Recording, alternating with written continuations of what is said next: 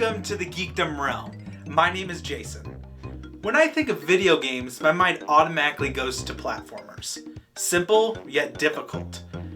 Most gamers I hear grew up with Mario, but Mario comes second to my personal platformer mascot, Bubsy. Look at those graphics! As we all know, Bubsy established a new standard in the platform industry. Nah, that game sucks! The game we're talking about stars my favorite marsupial, Crash Bandicoot. Released in 1996, Crash Bandicoot is a 3D platformer developed by the now famous Naughty Dog and released on the original PlayStation. Ah, the OG PlayStation, my first game console and introduction to the world of video games. That sound though.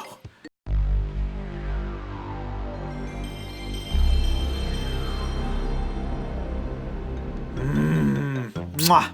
It's like my comfort food, but could also be scary, waiting for that PlayStation logo to pop up, meaning that your game still worked.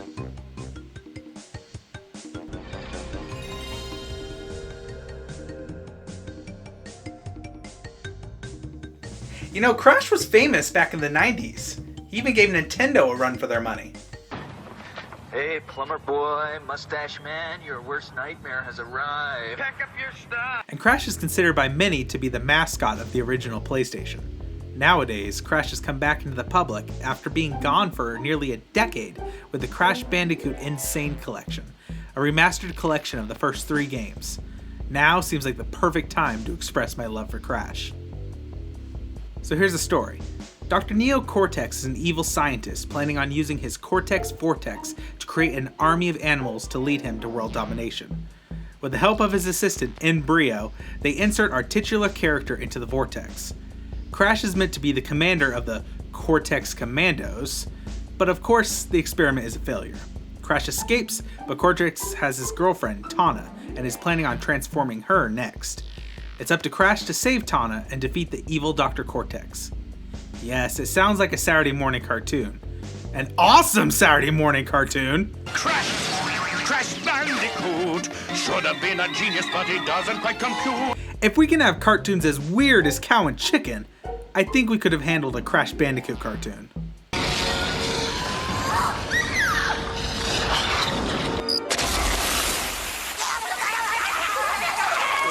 That show was fucking weird.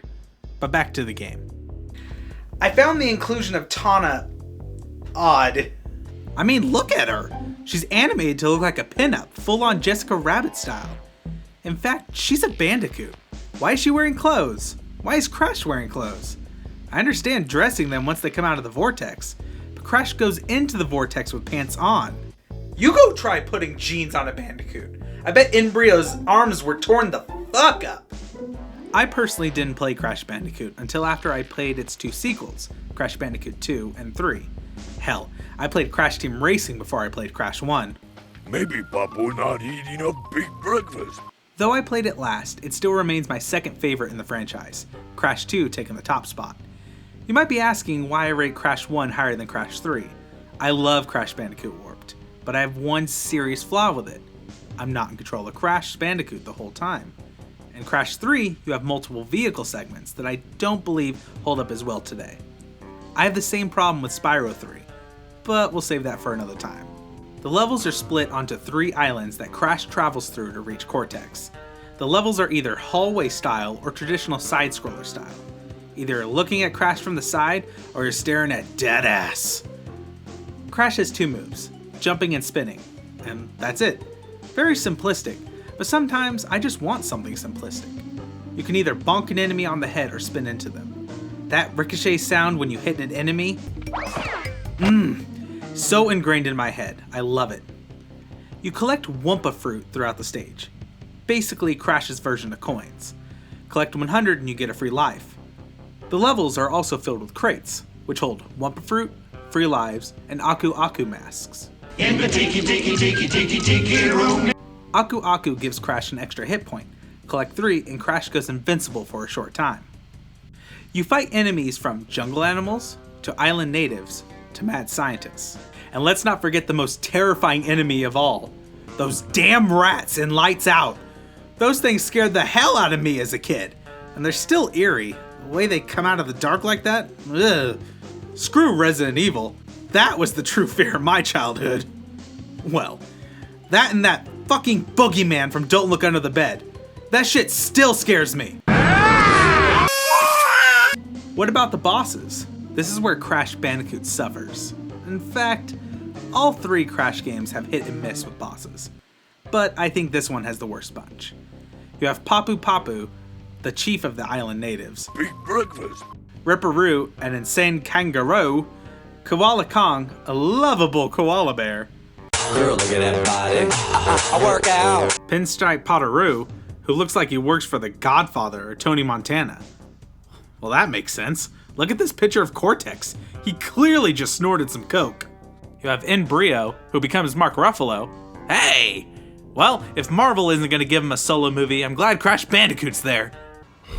And finally, Cortex. Of the boss battles, Cortex seems to be the best. You deflect the green shots back at him while avoiding the other colored shots that he shoots at you. Remember how I said this was the 3rd Crash game I played? Well, that also means I got to experience some of the shittier aspects. First and foremost is the saving system. In Crash 2 and 3, you had a save point in the hub area, and in Crash 1, you can only save by collecting 3 Tana tokens in certain levels and completing a bonus stage. This blew me away when I was younger, and it still seems like such an odd choice. It's so damn frustrating not being able to save whenever I want. What is this, the Stone Age? This is 1996, goddammit!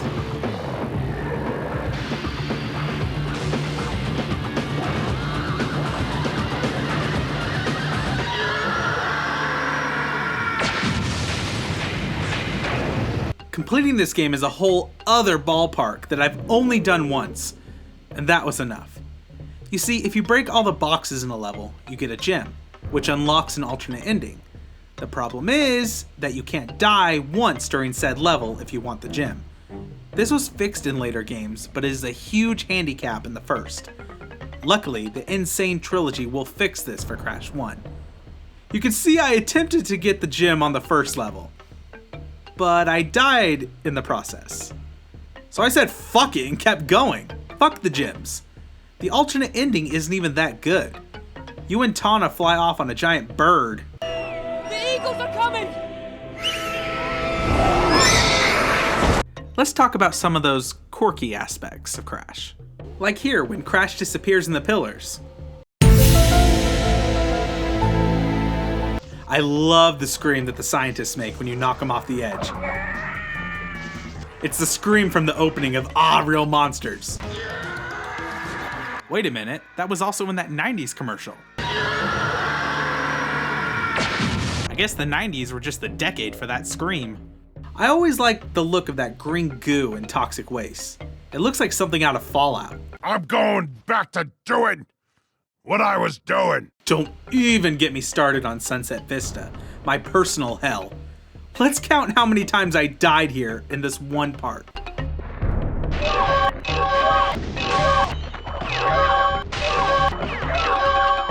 My problem is that I get impatient and I just want to keep going. You'd think my Dark Souls experience would improve my patience, but apparently not. Crash Bandicoot is a classic, but not a perfect classic. Perfection came later in Crash Bandicoot 2 in my opinion, with more diverse locations, better controls, and a cleaned up experience all around. I am psyched to play the Insane Trilogy when it releases, but it also means I probably won't go back to Crash 1 ever again. Crash 1 suffers from the save system and the gem problem, so if those problems are fixed, the Insane Trilogy version of Crash 1 will become my go-to. Though released 2.5 months after the king of early 3D platformers, Super Mario 64, I still prefer Crash Bandicoot. Don't get me wrong, I love Super Mario 64, and objectively I think Super Mario 64 is a better made game. But I didn't have a Nintendo 64 growing up, I had a PlayStation. Something you need to know about me is the nostalgia is a huge part of who I am. I love the games I played as a child, even if they don't hold up so well today. And Crash Bandicoot, though flawed, I believe is still a wonderful game. And I hope the Insane Trilogy leads to something bigger and better for my favorite platform mascot, Crash Bandicoot.